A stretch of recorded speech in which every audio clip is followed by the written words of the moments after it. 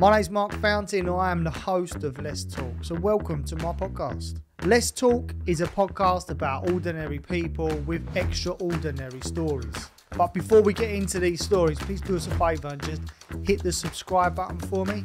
It really helps the channel out a lot. So without further ado, I'd really like to welcome my guest for today on Let's Talk.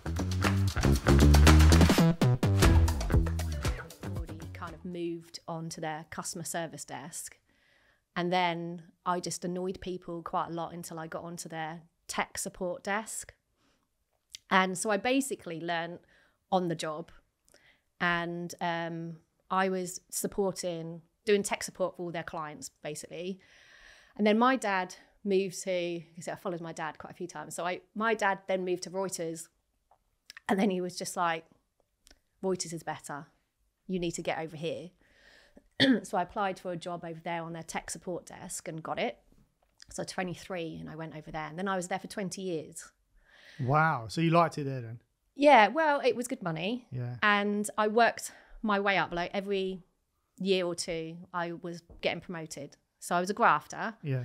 And but I was always in tech. And I think at one point, me and my dad went for the same job. And I got it. Did you? And at one point he was in my team and I was the manager. But we was two team leaders. It was a team of 20. We were remotely managing and monitoring all the client feeds on the site. And yeah, so I didn't do his appraisals, obviously, because that'd be wrong. Yeah. Although I'm pretty sure it's wrong anyway that they allowed me to have him in my team. But I remember him saying to me, that actually they said to me, I just want to pull you aside, Marie, because I was a senior in the group, and my dad was in the same team, and they were just like, I just want to let you know your dad's also applied for the same position as you. And I was like, fuck, okay. But I remember it was weird. Like, I remember having this conversation with my dad, and he just said to me, at the end of the day, he said, you're my daughter, so I want you to do well. Like, he was only ever proud and encouraging. Like, he was never, ever offended by any of it all, at all. So he was just like, I just want to show that I'm interested in progressing. So anyway, obviously I got it. Anyway, no. So That's nice. So there's zero competition between you and your dad. No, zero competition. I mean, it was a bit weird, and it was weird because Did you call him Dad? No.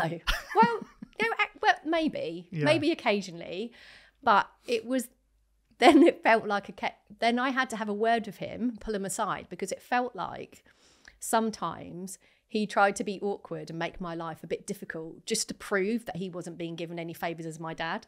So I was a bit like, all right, just like calm it down. I don't think anyone thinks that you're getting any special favours here. Quite frankly, I think they probably think that you fucking hate me right now, the way you're behaving. And so I was like, and he went, oh, right, okay, sorry, yeah. And then it was fine. Anyway, so that was fine. And then I think I moved on to another department, internet comms, and eventually my dad got made redundant. So he then left. But I went over to internet comms, and I didn't. I was a program manager for a while, and then with that job, my boss was in Switzerland, and then I think I just turned 30, and my boss was like, "We've got a spare head count in Switzerland." I was in I think I'd just come out of a shitty relationship, and I got on really well with my boss, and he's really cool. And he was like, this was all just on like Messenger. He was just like, right, Marie, we've got head count. Do you want to move to Switzerland? And I was like, yeah. I'm quite impulsive, by the way. And I was like, yeah. And he went, cool. Wow, I'll sort it all out. He just said, I'll come back to you. So that was a bit like, it was a conversation on WhatsApp. So I'm a bit like, is this really happening or not? And then literally 2 months later, I was living in Switzerland. Bloody hell. So that was quite cool. And I was there for 6.5 years. Wow. Yeah. So you just upped and went? Yeah. Unreal. Yeah. I don't know. How was that? Because I've worked in Switzerland. Yeah. the culture's so different Very. to what we are here. Yeah. How did you manage that transition? Was it difficult? Well, no, because I just hung around with expats. But, and you know, it's that embarrassing thing. Do you speak French? Yeah, a little bit. No, yeah. I can, yeah. So, I worked on the other border, the Swiss-German border. yeah. Oh, they are hardcore. Yeah. That's hard work. It is. It is. So, I mean, I went to Switzerland thinking London was a bit crazy for me. Yep. Lots of like going out, drinking, etc. And I actually thought if I go to Switzerland, I can get away from all that and live this nice, quiet life and calm down. And everyone was like, Marie, you were going to be so bored. You're going to be so bored living there. And I went over there and it was just, it's beautiful. It's such a stunning country. And you can literally see Mont Blanc from the office. I mean, it's just amazing. Yeah. So I was like, I've got time to actually, I don't know, just chill and stay still. Yeah. Which lasted about 5 hours. Because I had a friend like I used to work with. He was already living there and he likes to drink. And like I used to drink with him in London. So he was about like, all right, I'll show you where all the pubs are, Marie, and show you where the expat hang out and all that kind of stuff. So, I very quickly got into a worse partying habit than I even had in London. And it was every day of the week there. You can count on the English, can't you? Yeah, I know, yeah. I mean, this is the thing, the expat, it was mixed, but I mean, it's all European. But they're all drinkers. I mean, I think the first people I hung around with the most were all German. But yeah, it was a massive mix, but it was almost like... I find it fascinating that everyone, I mean, English do drink a lot. Yeah. But it's not like a massive part of the culture. So you go places like Germany, obviously like Heddy's from Czech Republic. Yeah.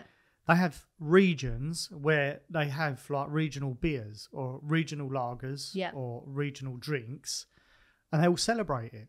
Yeah. You know, so it's a great thing to have, you know, as many beers as you can. And, you know, their own brew that they have that they do, you know, like where Heddy's from, there's a mountain that's got a god of beer on top of the mountain.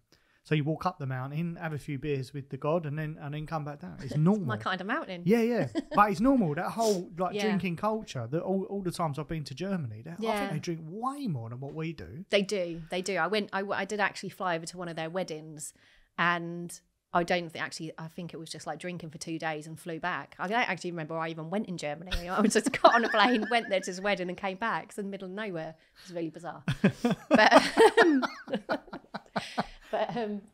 So Switzerland was really different and but amazing. But I made some great friends out there. But I had a very different life. I almost had like two personalities there. Like I had friends that I went and had dinner with and did sport with, and then friends that I just went and got wasted and drank all night with. So I tried to do both, and I think that's probably, well, that sums me up really, doing too many things at once.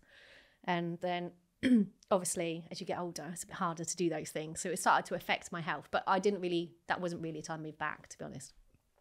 So what sort of sport was you doing?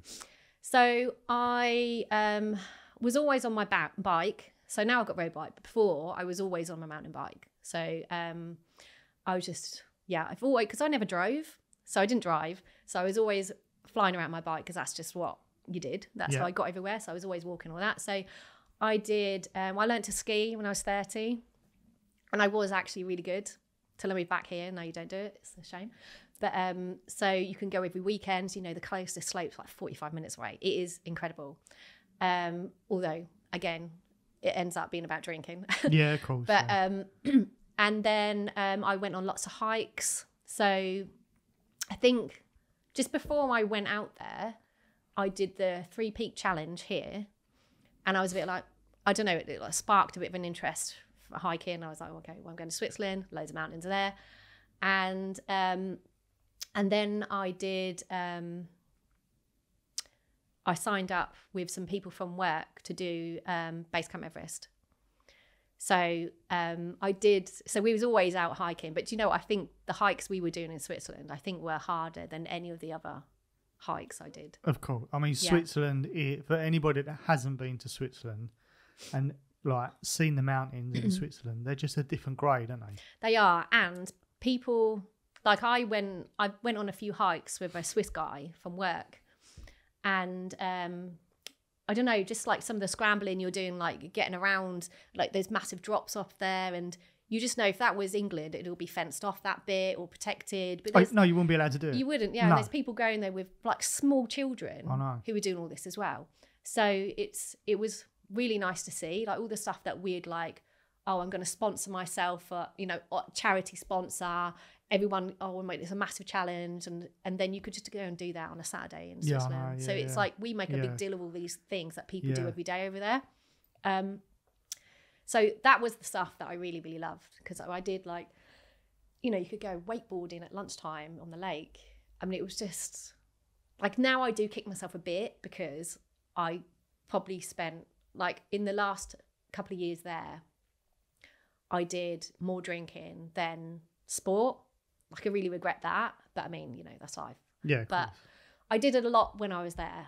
And I think I'm always like living life to the full, do you know what I mean? Making sure I can tick all those boxes. And there's lots of things that I want to do.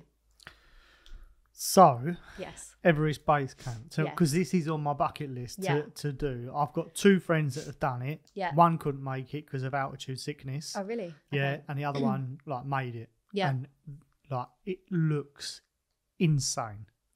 So, talk to me about it. Base camp itself. Yeah. Was very disappointing. Oh, don't say that. Because it's just, if what you see on TV and stuff, you see all the tents there and everything there, because they're the people who are going up to the other base camps. They're going to, they go into the summit, right? You're just at base camp. I know it's just base camp, but when there's no one there, it doesn't look any different to anywhere else you've just come from. You just go there, and you only really know you're at base camp because there's loads of rubbish around. Is he really? Yeah, the Sherpas come up and they clear it, and I think they actually do, like certain times in the year, they will come up and clear all the stuff away, dead bodies or whatever they find, But I mean, it was amazing. The actual whole trip was amazing because it was 3 weeks. So so from start of like landing, yeah, and getting your guy, how long does it take to get to base camp? I know you said 3 weeks, but what is the actual trek? So I think it was maybe 12 days. Oh, okay. I think. Yeah. Do you know what? I don't really know. See, my memory is a bit shit now as well, so I forget lots of things. That's all right. But so I'm sure we was there 21 days, and then we flew there. And then we went to Nepal, and then we flew to Lukla, which is the horrendous little plane that you go up, which has, occasionally crashes and people die. So that was a bit scary. And it's one of like the most dangerous airports ever in the world, I think, because it's like, I think you land on a runway that's like angled like that. So, because it's so short. Because they haven't got anywhere to go because you're on a mountain. So yes, I think surviving that bit was a challenge. I wouldn't do that now because I have a massive like fear of flying now. Because of that? No, it wasn't actually. I mean, I think it started when I lived in Switzerland. Yeah. Because I had to fly in and out all the time with work and stuff, and Geneva's in a bowl, so there's lots of turbulence, and you're in little tiny little planes. When I first flew out there, it was in propeller planes as well, and you're just like that. And I don't know, the fear started kicking in. I think I was becoming quite anxious anyway because of my lifestyle, because I was always on burnout really. Yeah. But yeah, so I guess I think the trek maybe it was 12 days to get up there, but it is stunning. It is absolutely beautiful. You go to loads of villages on the way. You eat the food. That side of it's incredible. So I think the Annapurna Trail I would definitely recommend, but I think it's very difficult for people to go there and not go to base camp because you can't go there and not do it. Yeah. So so how many of you were on that trip? 12. Okay. Yeah, I did it with I don't know if the company even exists now still, actually. Adventure company, I think I did it with. So I didn't do it for a charity. I did it because I wanted to do it, basically. But it was amazing. Loved it. Yeah. That was incredible. Jealous. I'm jealous. I am jealous. Just to interrupt you for a second, I just wanted to tell you quickly about our sponsor for the podcast, Fountains Media. Fountains Media is a creative content first media agency. We create videos, we do your photography for you, we've got a CAA approved drone pilot, and we offer full social media management. So you don't have to ever worry about when or what to post. Anyway, look, sorry to interrupt your podcast, but if you do want to check them out, check out all their socials. That is Fountains Media. So you did base camp of Everett. You also did Kilimanjaro. I did. You say? Yeah. Yeah. That was quite disgusting, actually. In what way? Because there wasn't anything enjoyable about that one. Really? Because I took do you know what? This is me always thinking I've got to prove that I'm good at something. So with Kilimanjaro, I think it had just been on TV and you had all the celebrities doing it. Do you remember like Chris Moores? I do. And I all remember. that? Yeah. And they there's different routes you can do up it. So they went on a long, easy route, and I mean they had beds, the lot, right? I mean it was just they had, they're taking tablets, everything like that. So I mean, it was a bit of a joke, really. I mean, obviously it looked challenging for them, but you don't know what they put on the TV. No, so, of course not. It's like fucking Bear Grylls, isn't it? Yeah, exactly. I think he buys stuff from the BP station and lives in a hotel, doesn't he? Yeah. So it was one of those like, oh, I'm doing Kilimanjaro. Now, I just felt like now when I was saying it, it didn't sound like as big a deal anymore because they'd done it. Yeah. I mean, not that I'm doing it just to say, oh, look at me, I did Kilimanjaro. But I don't know. Anyway, so I said to my friend, let's do it, but let's choose the hardest trail. And she's like, okay.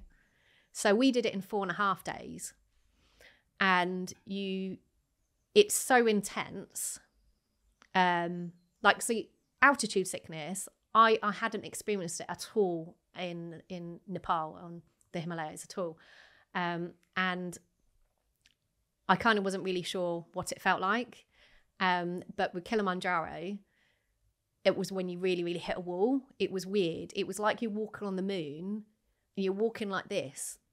And it's like you're walking. Do you know what? You can physically feel your body trying to shut down. Really? That was the last bit up to the top because it's higher than base camp. It's 6,000 meters, and I think base camp might be 5,600. I don't know. I can't remember anymore. Anyway, it was a bit higher, and so it was so tough that I don't even quite remember being at the top. Like I've seen photos, but even at the top, you had to walk a couple of steps and you had to rest. Walk a couple of steps and rest. So that was brutal. But also because we did it so fast, you don't have time to acclimatize and things like that.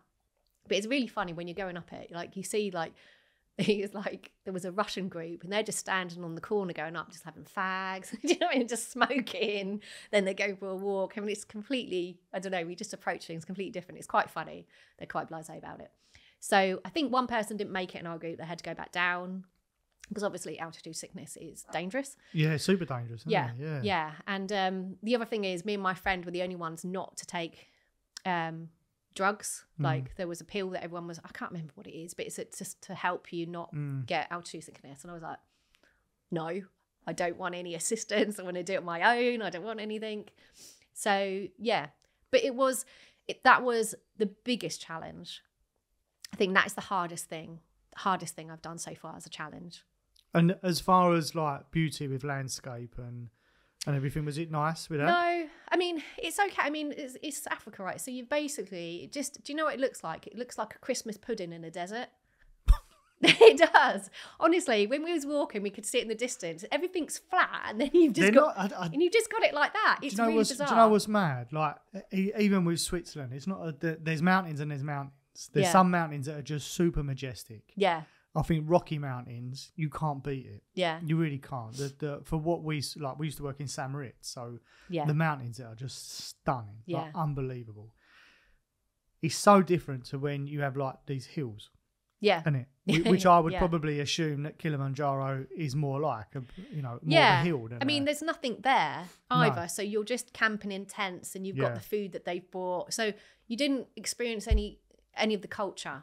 So Nepal, you know, going to base camp Everest, we were going through villages. We saw a monastery and things like that. It was, I don't know, I'm not a spiritual person or anything like that, but it felt, you know, you felt the magic of Everest. You learn a lot about the culture as well, if you're going through these little villages. Because you're eating the foods they're making. Right, so for me, that was a challenge and an experience, whereas Kilimanjaro was just a really hard challenge. So not one you'd recommend then? I recommend it. Maybe I actually probably recommend doing the slightly longer route. Yeah. So you might be able to appreciate some of it a bit more. But again, there's nothing to see. Do you know what I mean? But it is good to say you've done it. But it was really, really cold. Yeah. I remember my hands. I lost all I get Raynaud's, which is where you. Oh, do you? Yeah. Circulation. Yeah. And I had it really bad, like a Sherpa. I had to take my gloves off. And I had to put my hands in the Sherpa's armpit to get. Did they know? Yeah, yeah. I did ask first. Yeah. There was the most excruciating pain when the blood would come back into the. So that was the only other bit. So it was pretty cold. I mean, you're geared up for it, but I don't know. It's something about you're in Africa. You're not really expecting it to be. No. Cold. I mean, obviously, it is up there, but I don't know. In Nepal, the Himalayas, Everest. It's going to be cold. I don't know. Mentally, you're a bit more prepared for it. Yeah. So, it's not like I had the same gear that I had there. Yeah. But, So let's talk about what you're doing now. Yes. Because you run your own business. I do. And it's very much based with helping women through their menopause. Yeah. Yeah? Yeah. Tell us a little bit about your business. Yeah, so I'm a women's health coach, and I've studied nutrition, and I'm also in my final months of a nutritional therapy diploma. So it's, I support women. I wasn't necessarily setting out that way, but it just happened to be that all my clients are women. And I didn't even want to focus on hormonal health, but actually I'm 45 and all the women I'm chatting to are in that stage of their lives. So actually, most of my clients have actually had issues with hormonal health. So I work with women to help them understand what's going on in their body as they hit their 40s, understand what can happen due to the aging process. There's lots of things that happen when we hit our 40s that people aren't aware of, that all these changes. My mind's gone blank. Like one of these? Like one of these, yeah. So I'm 45 and I've got perimenopause. So brain fog, poor memory.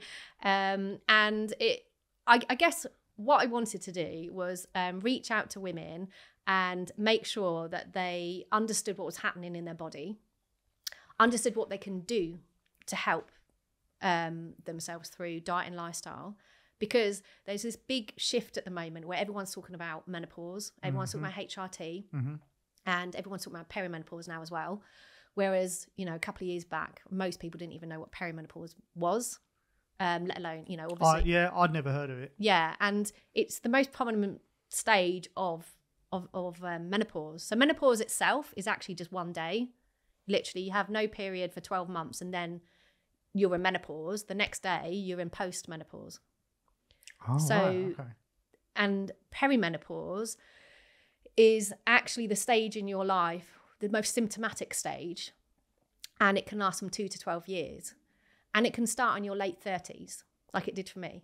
So that's what people don't realise. There's things that are happening in their life that they feel a bit, a little bit off, a bit niggly. Sometimes some people just actually feel like they're just losing the plot and are confused and don't know why this is happening to them. And because no one's talking about this, some people don't talk about the symptoms they're experiencing. And I think it can be a very confusing stage for women and quite lonely because people don't talk about it. They don't know what's wrong because there's so many different symptoms that could be contributing. There's so many symptoms that sit under the umbrella of perimenopause that it's hard to pinpoint. So everyone thinks it's just they're moody and they're having hot flushes. I mean, it's not just about that, right?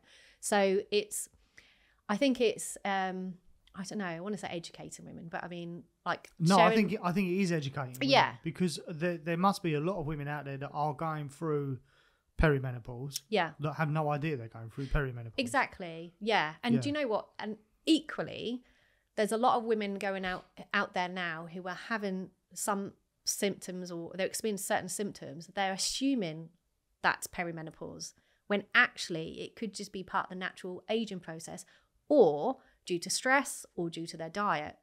So I would say someone has about 10 symptoms typically in perimenopause, probably like 8 of those could go away through diet and lifestyle. But we've, like, for example, everyone's talking about menopause now because like Davina's on TV and things like that. It's great that it's raised awareness. However, it's all about HRT.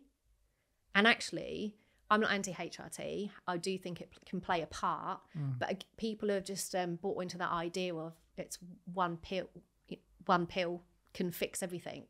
And then they're ignoring underlying health issues and just going on HRT.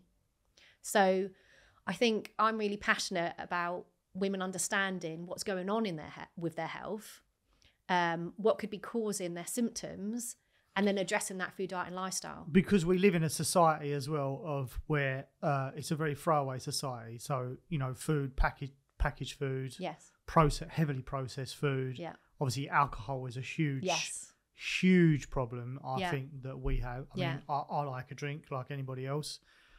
But of recent podcasts that I've been listening to, there was a really good one that I listened to. Stephen Bartlett, were a guy who just does brain scanning. Yeah. My God, what he was saying about what alcohol does to your brain. Yeah, you wouldn't be able to buy it these days now if it was. No. Like, and I also had a guy. I had a guy sitting here, one of my very first podcasts that I had, and he's a runner, and he hasn't drunk for 3 years now. He just stopped drinking. His lifestyle just was all about drink, so he just canned it. And interestingly enough, we was talking about when they stopped smoking in pubs. So he wasn't allowed to smoke in the pub. Yeah. Yet we used to have a guy in our pub called Blue, who was well in his 70s, and he used to sit there every day from 11 o'clock until 7 o'clock in the evening, drinking beer and having whisker chasers.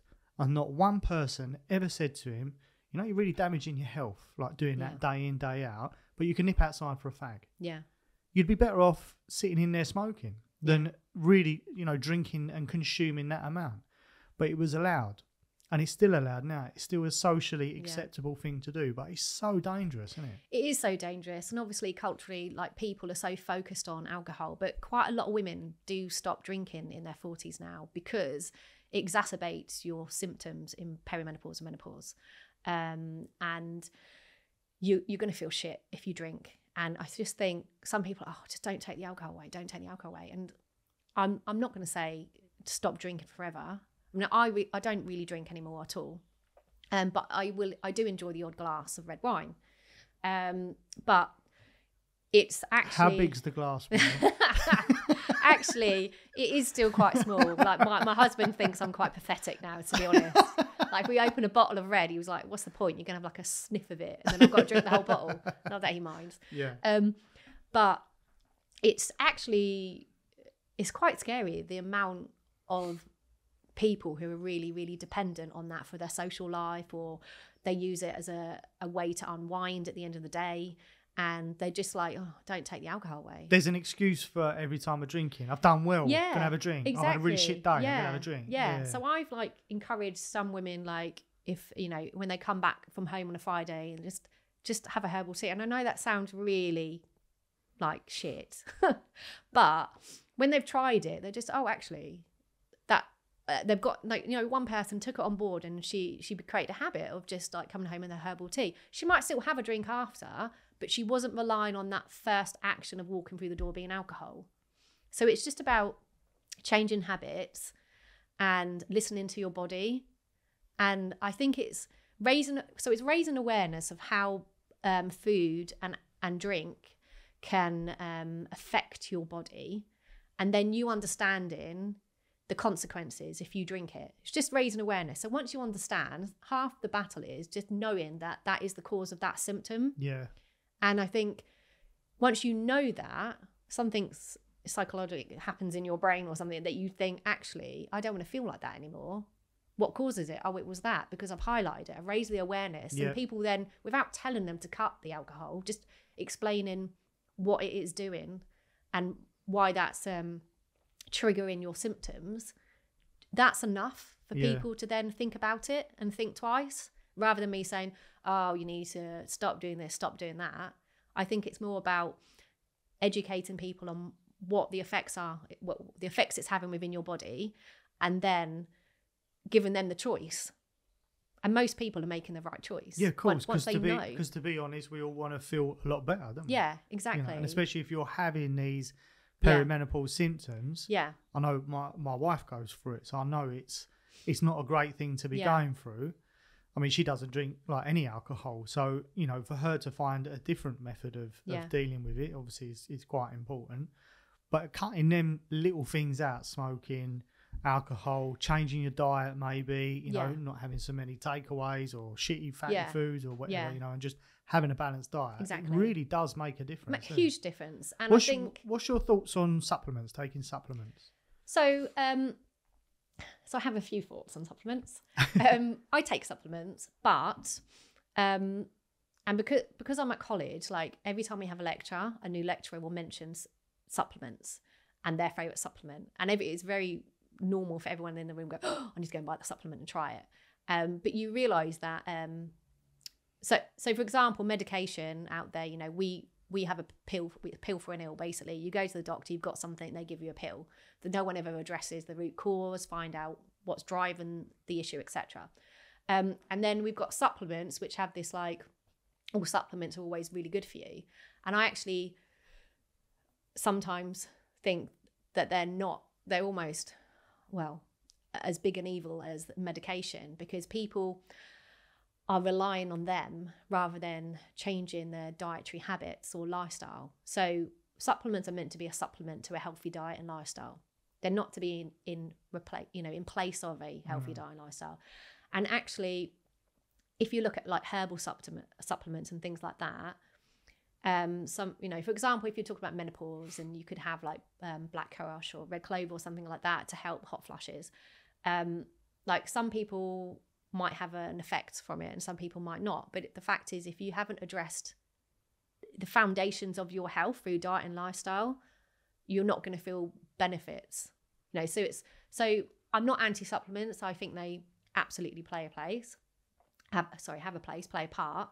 And there are definitely things that we're missing in our diet in the modern world. So for example, like magnesium, omega-3, like hardly anyone has enough omega-3 in their diet. And that's actually that, like, you know, most people are really high in omega-6. There's like a ratio between omega-3 and 6, and everyone, it's what's the difference between them two then? So omega-3 is generally from like oily fish. Yeah. And then omega-6 can be from like some oils and stuff. So it isn't always bad, but it's also high in like processed foods.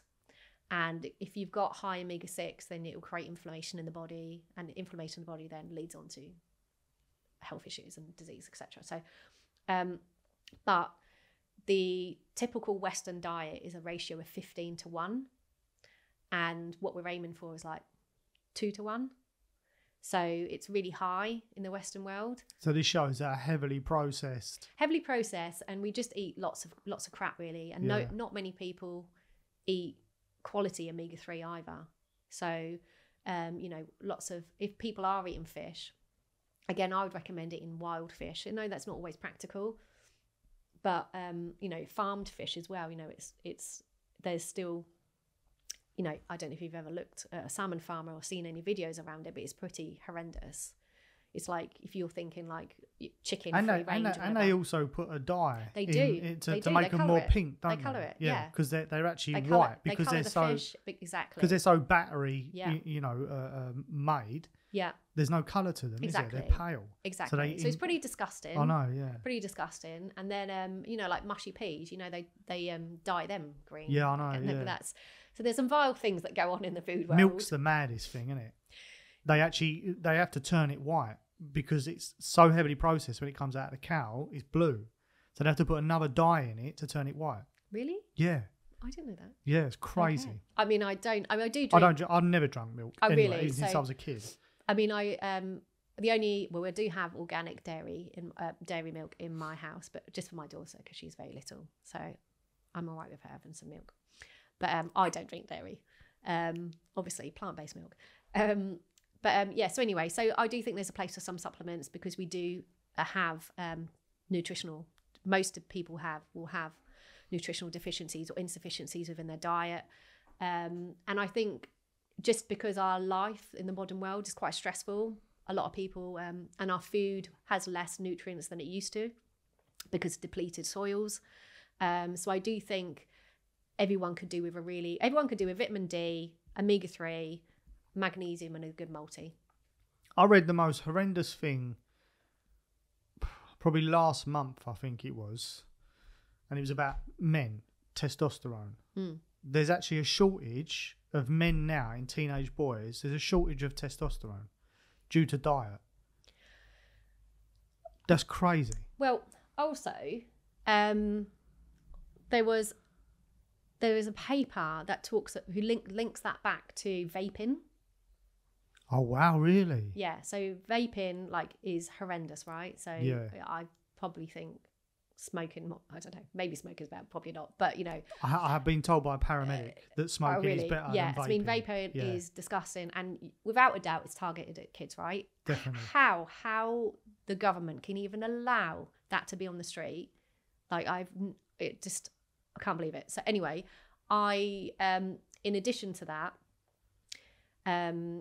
fertility issues are on the rise and things like that because we're becoming estrogen dominant. Yeah. Because there's xenoestrogens, which are just they mimic estrogen, which is the predominant hormone in females, which then can be raised if it's increasing in men as well because of exposure, because they're and that also is why some people could be experiencing more issues as females because we're becoming estrogen dominant through excess nasty estrogens. Basically, there was a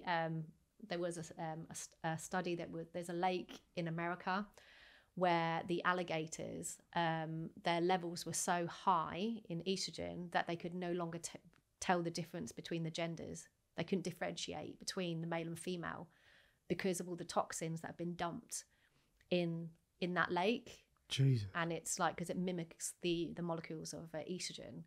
And so excess estrogens in the body, which obviously men aren't meant to have. No. Wow. Yeah. So that wouldn't surprise me.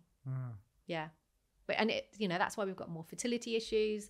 That's why our modern world exposure to toxins, etc., and stress is also why we experience more symptoms around this area, around this stage of our life now as well. It's not just because menopause was a taboo subject that no one talked about. I just don't think people experience the kind of symptoms they do now either. Because let's face it, my nan, for example, would have had kids in her 20s. And by the time she was reaching menopausal stage or perimenopause, she wouldn't have been working and she would have had a grown-up kid out of the way. So you didn't really have, you were in a place where your hormones weren't being tested. You know what I mean? So you didn't have my daughter at 3.5 when I'm 45 years old, testing my patience and pushing my buttons, and me losing my shit. You wouldn't, back then it was a different world. Everyone pretty much ate whole food. It was all organic by default. There wasn't all the pesticides. And then they didn't have the stress. They didn't have technology, which, is so harmful. Fucking frightening. Yeah. Really. And the availability, 24/7 availability. I know. Thinking where we're going to be in another 30 years' time when it comes to diet. And I feel... it's going to be all Bill Gates I swear. It's slowly... Foods. Yeah. It's slowly. That's the thing that's killing the population. In a slow way, it's culling us. Yeah. Really. Because of the amount of pesticides and the amount of fucking everything else that they pump into these things. I always say, if you grow your own lettuce, by the time you pick that lettuce and take it to the kitchen, that's already wilting. We buy lettuces, they last a fucking week in the fridge. Yeah. That's got to be pumped full of something to be in there. That can't be no good for you. And the rise of rare cancers, bowel cancer, colon cancer, Yeah. throat cancers. Yeah. It's massive on the It's rise. huge. And they spray playgrounds with pesticides, herbicides, pavements. I mean, it's not just out in fields and farms. And even if you're eating organic, like the field next to it might not be organic. But that will still get overspilled. Exactly. Yeah. So there's farmers that can do what they need to do to meet the regulations to class as organic, but you can't guarantee that food doesn't have them on there. And I think that's the scariest thing. And unfortunately, you can drive yourself mad with this, right? You can. Oh, you could jump down a massive fucking rabbit hole with this, couldn't you? And I have seen it, and I have experienced it myself at times where I'm a bit like, I can't eat that. And I think about because I'm exposed to these, we talk about it all the time. I've been talking about it for 4 years at college, so you're constantly thinking, where's it come from? What's it had pumped into it? What's it been near? What kind of animal was it? Where do they feed and things like that? And you can drive yourself nuts. You really can. And the fact is, we live in a toxic world, and that's not going to change. But what you can change is how you support your body to deal with those toxins. So supporting your gut health, supporting your liver health, and eating as much whole food as you can to provide antioxidants and things like that to help your body manage those toxins. But you need to be able to break down the toxins, and you need to be able to excrete them out of your body. So that's as much as we can do, because you could eat the cleanest diet in the world, but you're going out and you're breathing this air. And they say like your home is one of your most toxic places that you can be. I was also I was listening to a podcast about like what's in toothpastes, deodorants. Yes. Basically hair products. Not that I have that problem. Polishes. You can wash your beard. Sometimes. Yeah. Cleaning products. Absolutely anything. There's obviously toxins like what you're saying in everything. Exactly. Everything. And they disrupt your hormones as well. So,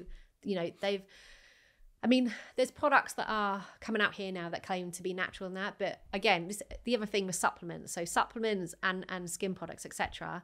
You just need to find trusted brands that have third-party testing or certifications and things like that. Because, for example, on the supplement side, they're not regulated. You could go and buy something. It could be full of any old shit. Like no one tests it. It's really? just not it's not regulated. They can make if they put the ingredients out there, like it's like people have done tests and it's been like way out. And I was on a lecture the other day and they said that where was it actually? I'm not sure. But anyway, there was like one of these someone was making their own recovery drink in sports or something, and they was using these different supplements, and actually there was a cut of Coke in one of them. So you just don't know, and it can be these can be toxic as well. And I've heard of sports supplements actually having steroids in them as well. Well, this is the scary thing, because also people think, I need supplements now, because Holland and Barrett, go down there, buy one, get one for 99p or a penny or whatever it is. But some of them can actually be more harmful to your health than not taking them, because they've got shit in them. They're cheap for a reason, right? I mean, some of the omega-3s, like certain brands that are really cheap, etc., they're getting them from farmed fish that aren't in a healthy state, that are pumped full of crap or whatever.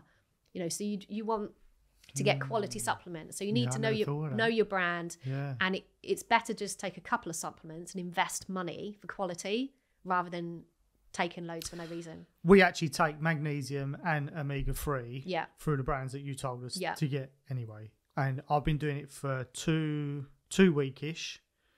My sleep's much better. Oh, really? Yeah. And I actually feel a lot better as well, and a little bit more switched on. And I have cut out a lot of alcohol. I've got one friend that I go out with once a month. I usually end up 1 o'clock I live on a farm. I usually end up 1 o'clock in the morning, walking across the field, pissed out of my head, trying to get home. But that's the only really sort of blowout that I have. Yeah.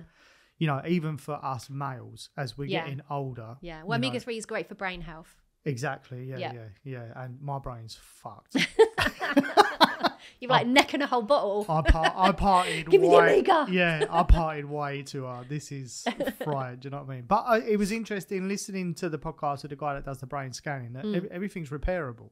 It's not like there's permanent damage. You can repair a lot of it with decent supplements, good diet. Exercise, and just changing. Stress and sleep, they are the biggest ones. Stress is the biggest killer, and you need to sleep to repair. So they're the things you have to nail first. Like absolutely no. What's a good amount of sleep to have? They say 7 to 9 hours, but undisrupted. Fucking hell.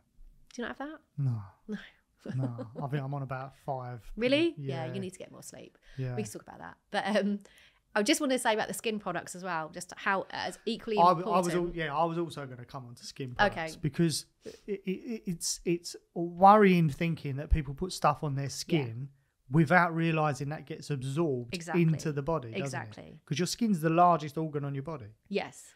So tell us how much harm can that actually do? Well, it's the same as like, you know, if you're buying cheap products that are full of nasty ingredients and like harsh chemicals and things like that, I just don't think anyone even considers the fact that they could be absorbed through your skin. They just don't even think about it.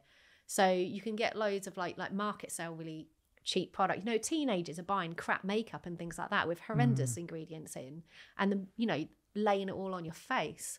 It's just really important to, again, invest in some good brands and think about the product. So there's some apps you can get. There's one called Think Dirty. I think it's called that. And then one's called Think Dirty. I think so. I've got a similar app. But I think yours might be different. I think it's different. I was going to show you. Yeah. And then the other one is called Yuka, Y-U-K-A, Yuka. And you can download them on your phone. So when you go buying products, you can scan the barcode and it will give you a rating out of 100 of how clean it is. Oh, wow, really? So that's a really good thing to do. So that really help. And the other things, like think about sprays. So deodorants, obviously aerosols, completely a no-no. You know, lots of deodorants had aluminium in and things like that. I only use like natural deodorants, and it took me a while to find one that worked. And then perfumes. Think about what's in perfume. You're inhaling that all day. Like I've not worn perfume for 5 years, and mainly because I went very clean trying to get pregnant with my daughter. But I just and you're spraying it here. I mean, you know, you've got glands here as well, and everything. You just when you start thinking about these things, that you're covering your body with all of these ingredients that, you know, most people don't know where they come from. So you just have to think about getting more natural products. Are them products regulated? So all the shit that they sell in the markets that these teenage girls are buying, is that regulated in some? There's laws. Yeah. There are laws with what you can put in there, but I don't know. It's a good question. I'm not. There's definitely certain ingredients that you can't have in the EU and products that you can, and the same with supplements. Actually, there's certain. But again, who goes around? I don't know who actually goes and actively tests any of these things. It's a bit similar. I mean, food's obviously got tighter regulations, but still with food, who tests this? No one tests any of this stuff, you know, right? obviously food has got a tighter regulation, but you know, teenage girls between the age of between the age of 12 and 20, I think that's their most the most time that they're developing. So anything that they are putting into their body or onto their skin, hair, perfume, all this stuff, obviously that's all what's getting absorbed and doing the damage within them times that they're developing. Yeah. That's the people that needs educating, isn't Absolutely. it? Because then when they get to the perimenopause age, they might go through it a bit better and a bit easier if they're educated in a younger sense. Yeah. The problem is, because of all these type of products we're exposed to now, which mess with our hormones, etc., they're seeing periods starting earlier in girls, and they're seeing menopause starting earlier because the excess. So you think that's all linked? Yeah, it is. Wow. Yeah, because of the excess estrogen in the xenoestrogens, so they're mimicking the estrogen hormone. They're like, they believe that they could be then, because they're being raised, the levels is being raised in a girl before she's naturally raising them. Yeah. That it is triggering, could potentially trigger the periods. And that could be why we're seeing symptoms of menopause earlier than we used to, and why we're having more fertility issues than we used to. Yeah. It's pretty scary. It is really scary, actually. Yeah. Very scary. So, Marie. Yes. So far I've learned I'm going to do Everest. Fuck Kilimanjaro. I ain't doing that. Where can people find you? Because you offer one-to-one help with women's health, don't you? I do. So I do one-to-one help, and so either in a package where I work with someone typically over 3 months, and have like 1 hour sessions with them, or I do like a power hour. So you just like rock up and we address 2 concerns and go through some health and lifestyle recommendations. So I'm on Instagram, Nutricore_health, and I have a website. Don't judge it, it needs some work, but it's there. So that is nutra-core.co.uk. Like you put it up there and then just fuck it. Oh, I know. I just thought, blow it don't down judge me. straight away. And what could women expect when they come for some help with you?